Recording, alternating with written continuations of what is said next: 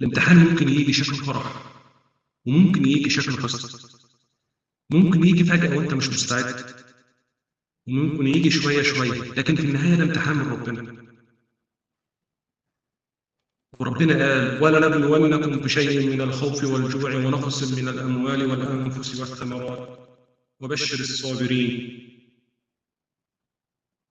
يعني أكيد هنتعرض لابتلاء، بس البشرى مش للكل، البشرى للصابرين اللي قلوبهم ثابتة. طب يعني إيه الصبر؟